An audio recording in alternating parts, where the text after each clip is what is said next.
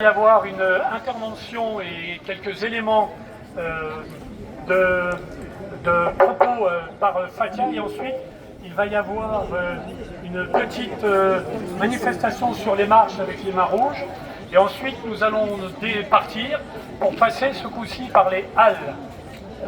La semaine dernière on s'est un peu planté par habitude de passer par la cathédrale, donc on a eu à juste titre une remarque que nous n'avions pas respecté le trajet. C'est pas bien grave, mais ce coup-ci, on passe par les halles.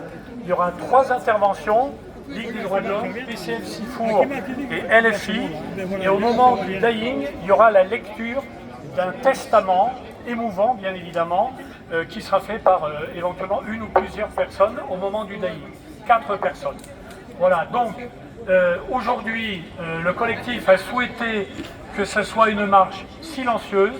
Alors c'est très difficile de faire une marche silencieuse parce qu'on a tous envie d'exprimer notre colère par la voix, mais on va essayer de respecter ça parce que l'idée bien évidemment c'est de rendre hommage à toutes les victimes de Gaza et de Cisjordanie, mais cette semaine principalement pour les journalistes qui ont été assassinés, on pourrait même dire tués à vue, puisque Israël se donne un permis de tuer sans autres conséquences que de continuer la semaine suivante ou les jours suivants.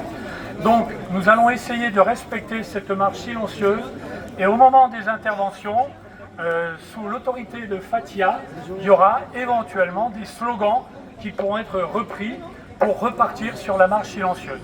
Voilà, donc 3 arrêts prévus, et Fatia, qui est pas loin, va commencer à lancer l'affaire avant que nous nous dirigions le plus rapidement possible vers les marches de l'Opéra, parce que c'est en plein soleil, on va essayer de limiter les temps de pause au soleil.